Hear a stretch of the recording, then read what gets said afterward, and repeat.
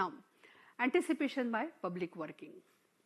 There is a possibility that you have to do this activity to prove, means as a trial. So if the invention has been filed within 12 months after the invention has been publicly word, this probably will be for a reasonable trial considering the nature of the invention, then a complete satisfaction shall not be deemed to be anticipated, right?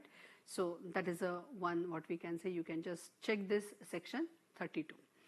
Now, anticipation by use and publication after provisional specification.